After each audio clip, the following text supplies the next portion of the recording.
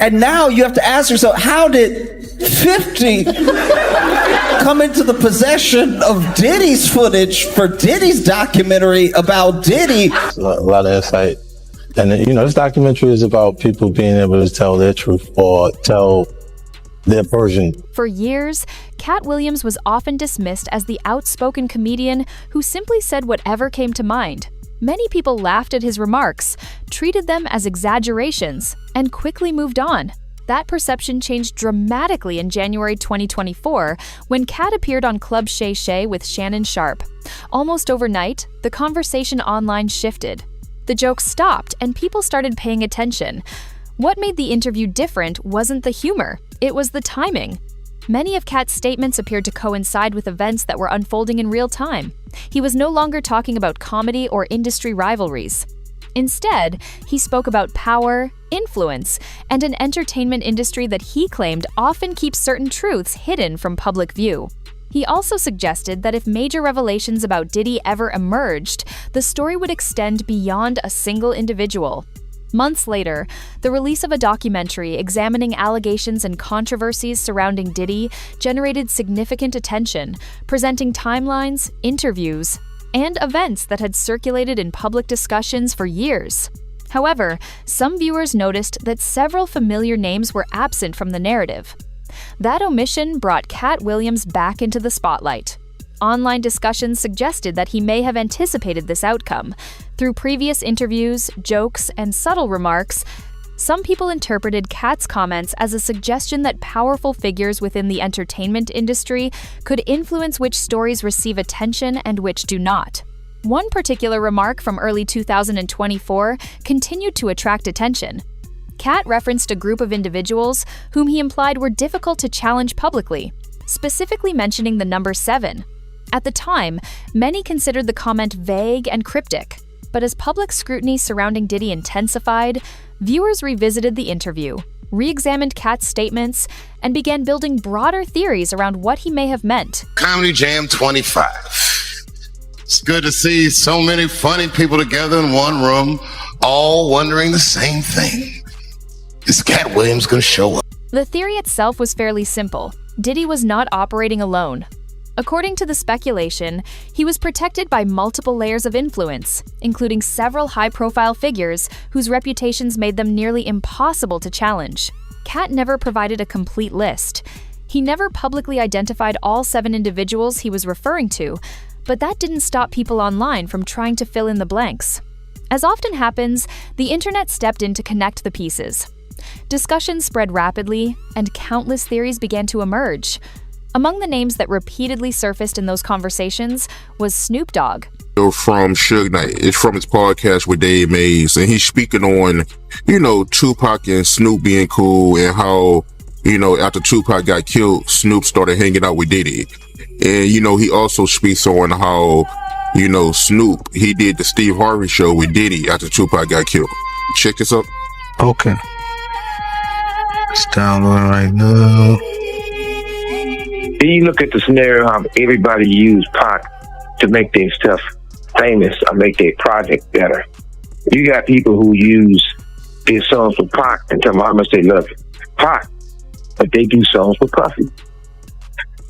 You got Steve Harvey old bit that, this motherfucker telling, well, Pac going to everybody else. And he brings Snoop and Puffy on there and say, these the dudes who's running this in the East Coast, West Coast. What's up, Snoop? What's up, huh? Hey, whoa, wait a minute, fellas here, hold up. I know all about this East Coast, West Coast rivalry thing here, but we in Chicago now. This rivalry stuff, we gotta stop it, man. We stop that, we stop a lot of this violence. Yo, Steve, check this, man. All that East Coast, West Coast stuff is a bunch of media hype. It's been my dog from day one, you know what I'm saying? It's all good between me and him. That's my peoples. For real, that's what we came here for. We came in to light it up and ride it up. We make music.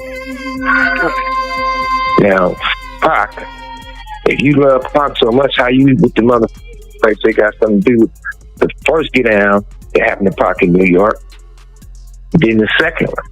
What you think about Suge comments? And I never asked you this before, but did you have an issue with Snoop hanging out with Diddy after Tupac got killed? I always felt that was wrong. I'm gonna just keep it real. I'm talking about from that like now, okay, you know what I mean? I'm 46, Snoop probably early 50s. If he figured out now, he might go by the opinion like, okay, Puffy had nothing to do with Pac. You know, we're grown now. If he want to be his friend, no problem. But back then, that was just awkward.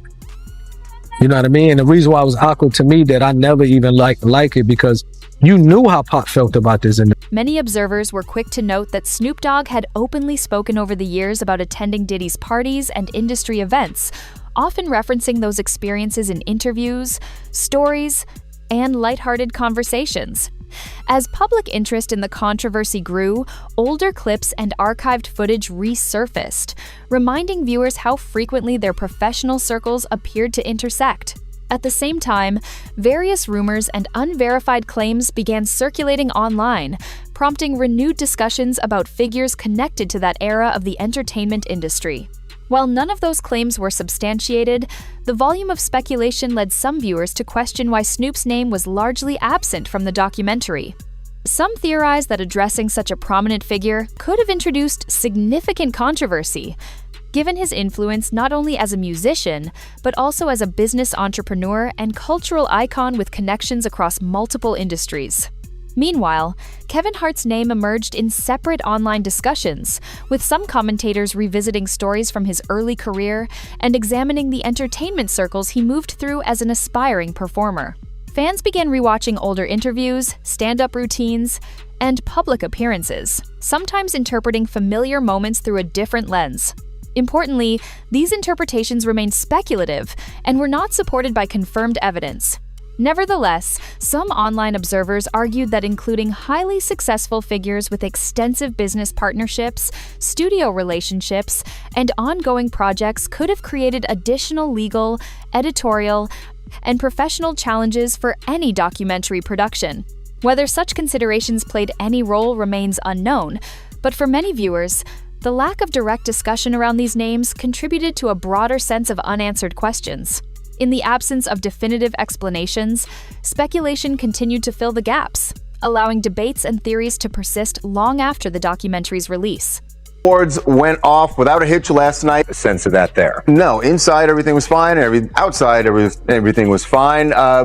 And Kevin Hart decided that he was going to make jokes about, well, I mean, he's the host, right? So you have to sort of roast a little bit about someone who's in the audience because, well, this person is in a prison, actually right now sitting in a courtroom, and that's Diddy.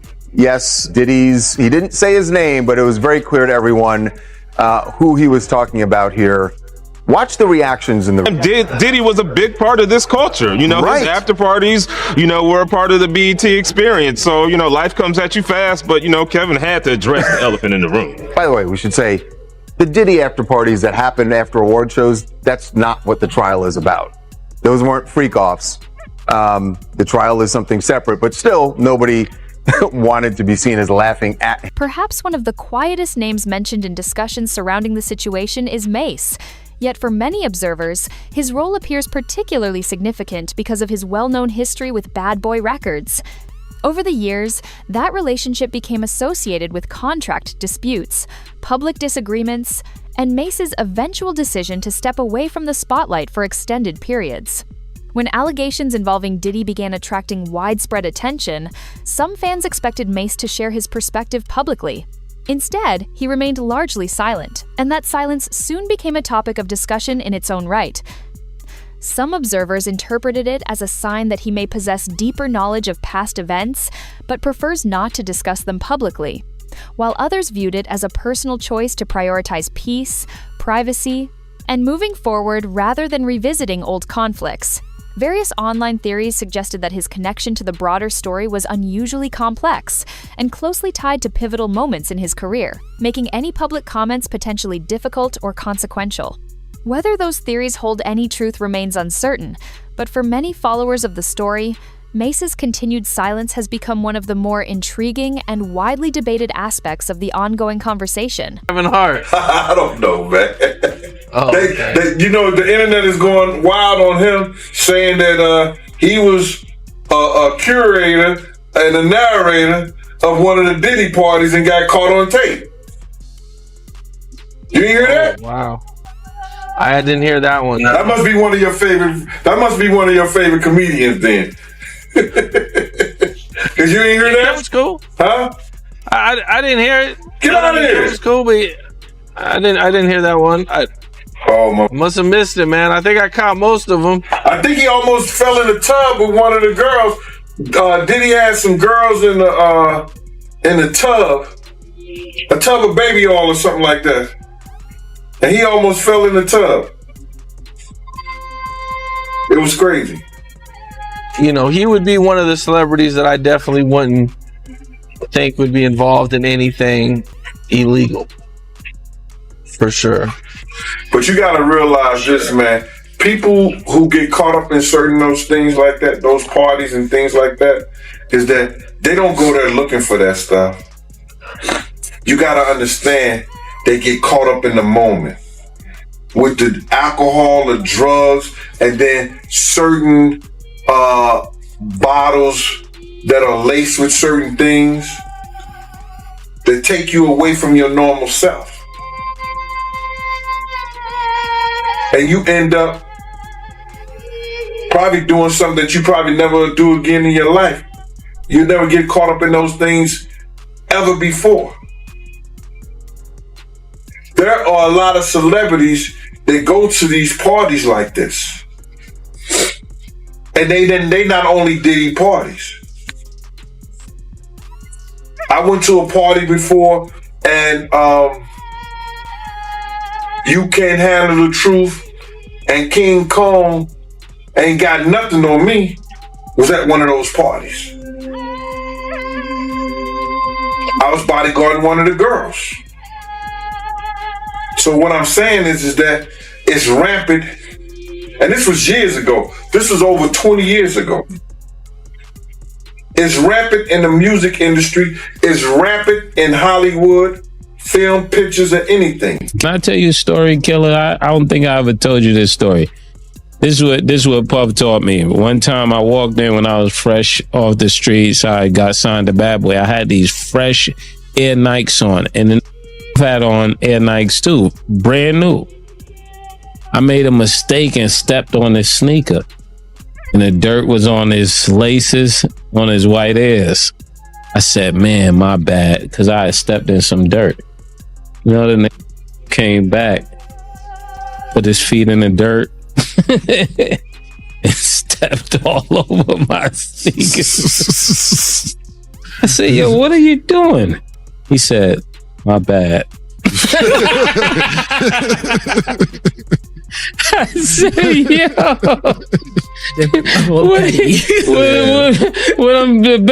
The moral of the story is, nobody just want to hear you say you're. Meek Mill's name entered the conversation after an audio clip circulated widely online, quickly becoming the subject of intense debate across social media and entertainment forums. The recording spread rapidly, generating a wide range of reactions. Some people dismissed it as unreliable or misleading, while others viewed it as a development worthy of further scrutiny.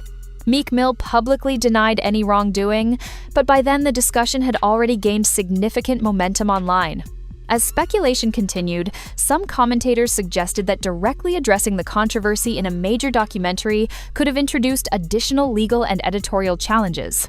Concerns frequently mentioned in online discussions included the possibility of defamation claims, disputes over the authenticity of evidence, and the broader risks associated with covering highly contested allegations involving public figures. Within rumor circles, the situation became an example of how certain topics may be excluded from high-profile productions, not necessarily because they are considered unimportant, but because the potential legal, financial, and reputational consequences of including them could outweigh the perceived benefits.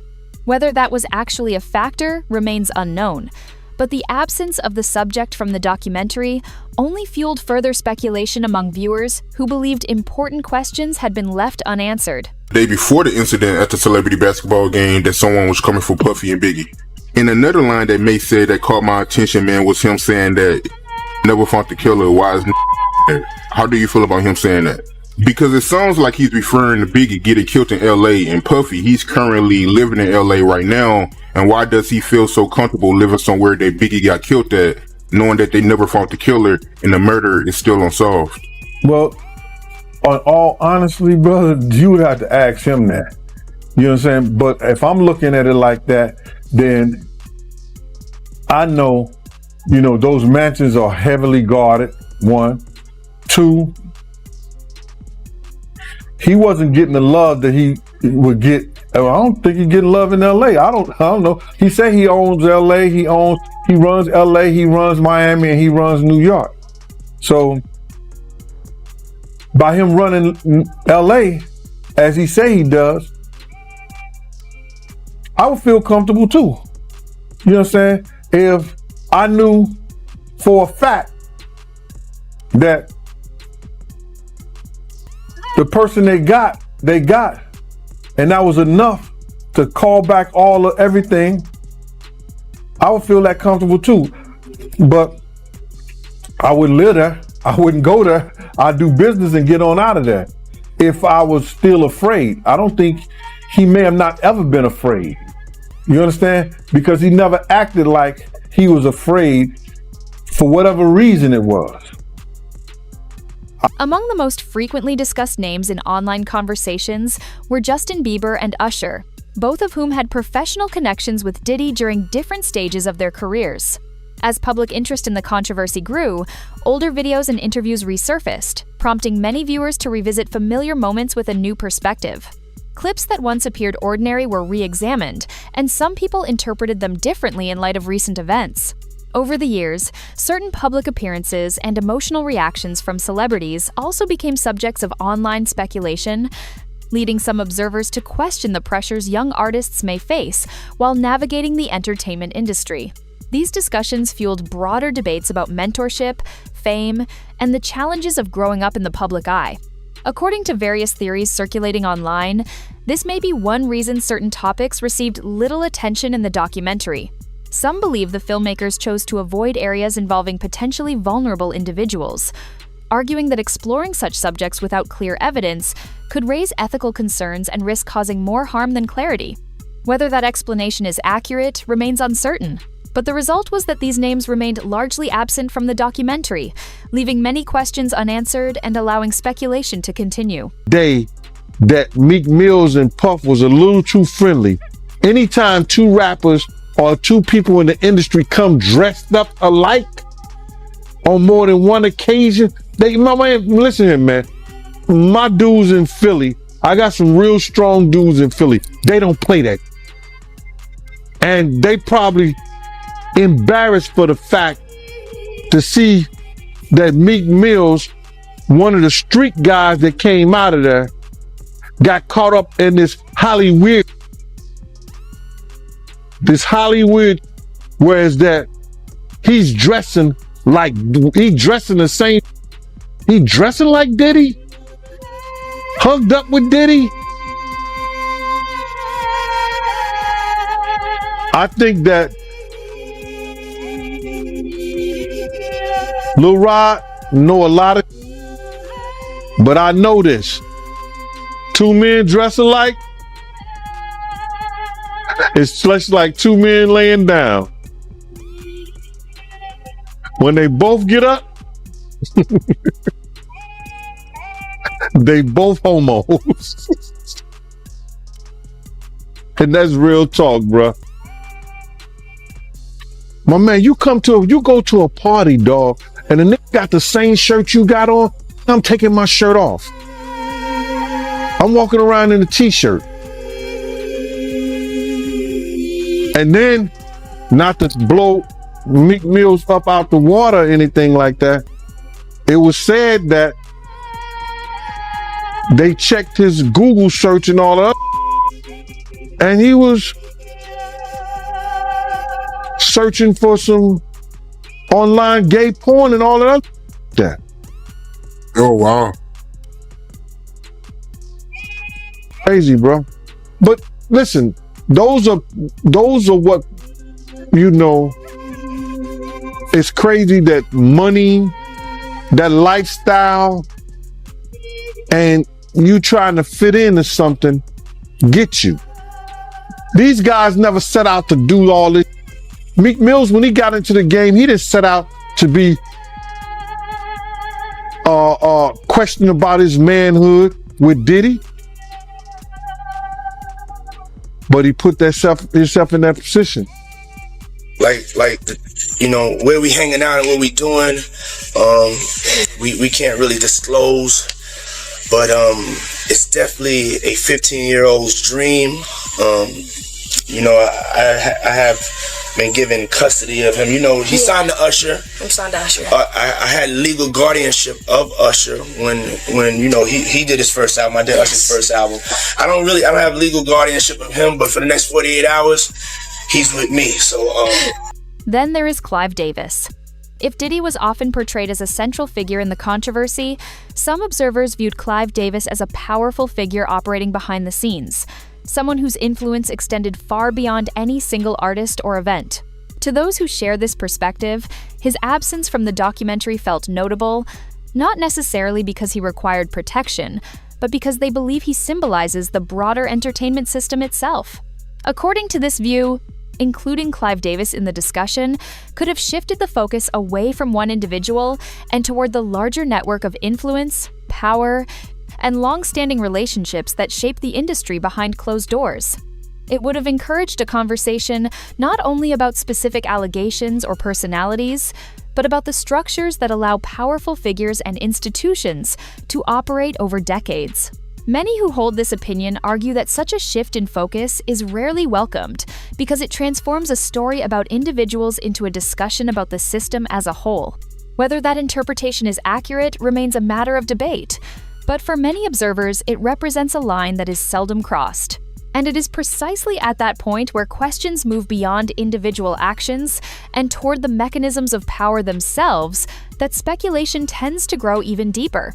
Yo, they don't even bootleg no more, man. So it's going to be hard to figure it out if it does exist. Do you believe the guy in the tape is white? If he's bigger than Diddy and he's not none of the names that I said, probably so. But then they say he was young too. Yeah, they say he was young. Let me get his name right. I hope it ain't the Bieber. I hope it's not the Bieber. That's a good one. It might be him. But if they saying that the guy is young and he's an A-lister, I can't think of that many black people, man. Right. Not at all. And somebody that's more powerful, more of a celebrity than Diddy. You understand what I'm saying? If they were saying somebody that was more celebrity than Diddy, he was an A-lister, he was younger. You know what I'm saying? And if he's not black, it would have to be the Bieber. That's his name, Bieber? They said I got that wrong too. Justin Bieber, allegedly. I don't know, bro. Right. But when you heard the news that Diddy, he had a tape with another man, did that catch you by surprise or not? Well, all this is by surprise to me. A lot of this is by surprise to me, to be totally honest, man. Because I knew Puff. I knew Puff Daddy. I knew Diddy before he was Love and Brother Love and back to Diddy. So, no, but the diddler, he's the diddler now. A lot of it's surprising, but it's not unheard of. Because you hear of all kinds of shit, and whether it registered with you or you internalize it or something like that, that's a whole nother story. But a lot of this stuff is crazy. But this is the world that we live in now. Through humor and carefully placed remarks, Katt Williams appeared to suggest a very different reality. According to his perspective, the omissions were not simply creative decisions, but could have been influenced by legal concerns, strategic pressures, distribution challenges, the protection of influential figures, or a desire to avoid causing further harm. Nothing was officially confirmed, and nearly every claim remained open to interpretation, yet the missing names continued to attract attention. For many viewers, the issue was not just who was absent, but how familiar the pattern felt. Longtime observers of the entertainment industry have often noted that when major scandals emerge, one individual frequently becomes the public face of the controversy, while broader questions fade into the background. Discussions soon expanded to figures such as Stacey J, Ray J, and Clive Davis, with some asking whether larger connections and untold stories had yet to be fully examined. At the same time, renewed attention was drawn to the long history of unsolved mysteries within hip-hop, a genre marked by decades of unresolved cases, unexplained deaths, and lingering questions that have never received definitive answers. The existence of so many unanswered stories only strengthened the belief, among some observers, that important chapters of the industry's history remain untold. The conversation intensified further when a video surfaced showing Clive Davis responding to a question about Diddy, a moment that some viewed as simple forgetfulness, while others interpreted as another intriguing piece of a larger puzzle. Following the release of a recent documentary, many viewers noticed how narrowly the discussion remained focused on Diddy himself, while broader questions about who financed events, organized venues, attended gatherings, or approved decisions behind the scenes received far less attention. As online commentators compared the situation to previous entertainment industry controversies, many pointed to what they believed was a recurring pattern. A single figure becomes the center of public scrutiny, a handful of shocking details emerge, and any claims that could potentially implicate multiple powerful individuals are often dismissed as unverified, too risky, or too sensitive to explore publicly. Talking about for some time now. Alex, let me begin with you. The docuseries is entitled Sean Combs, The Reckoning. How is this one different from the others that have been out there? Well, I think that the biggest marker of what makes this film or this series different is how much time we took into putting into the making of the film, doing our due diligence to get the right voices, to the table, this is a series that spans over 30 years, so just by covering that much time, it took a lot of time for us to dig in and to kind of make sense of this story and to put this timeline together. Yeah, and there's like some never before seen footage that I'm going to talk to you about in just a moment.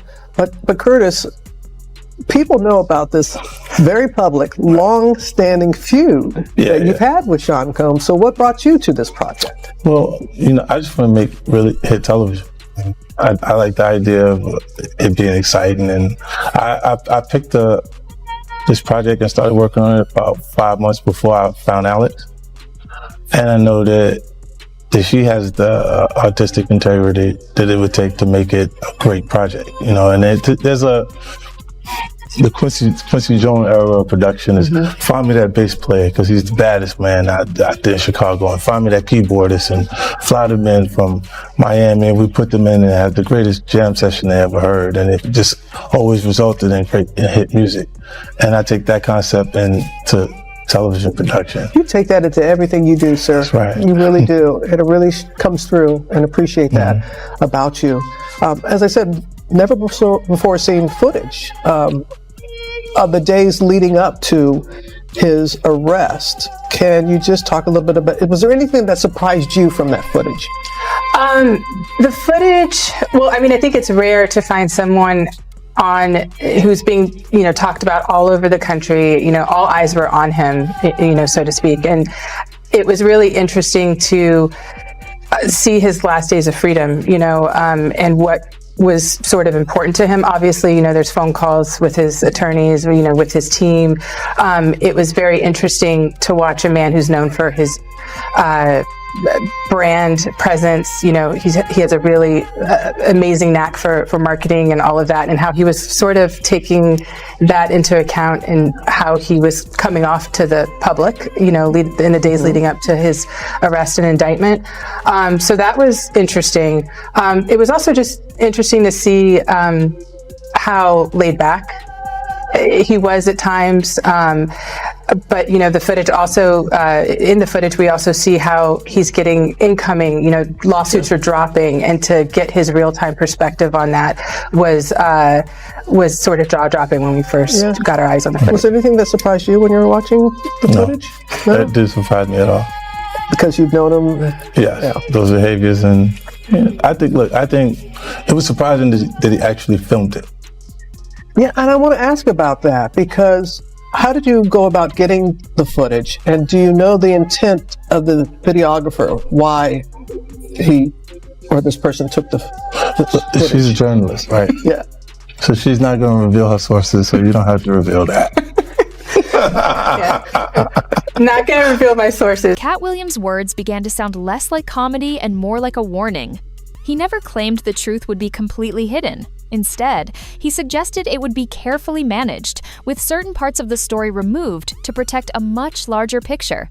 As the controversy grew, viewers noticed celebrities going quiet, interviews being canceled, social media posts disappearing, and old photographs quietly fading from public view. To many observers, it did not look like panic. It looked like strategy, the kind that comes from understanding the unspoken rules of survival in the entertainment industry. Whether or not 7 names were actually removed, the reaction itself seemed revealing. Rather than defending Diddy directly, many appeared focused on creating as much distance from the controversy as possible. For some, that became one of the most telling details of all. When silence spreads faster than facts, people often suspect the truth may be closer to home than anyone wants to admit. Katt Williams never portrayed himself as a hero. He described himself as a truth teller, and truth tellers often speak in riddles when the subjects they discuss are dangerous or complicated. Whether the alleged list was real or simply the product of speculation, many observers came away with one conclusion: Diddy's downfall did not happen in isolation.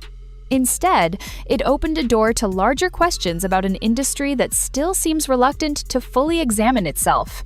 The question is no longer who may have been removed from the conversation, it is who might never be mentioned at all. On his way here, I didn't see this, but apparently there's another 100 hours of Diddy footage on the cutting room floor?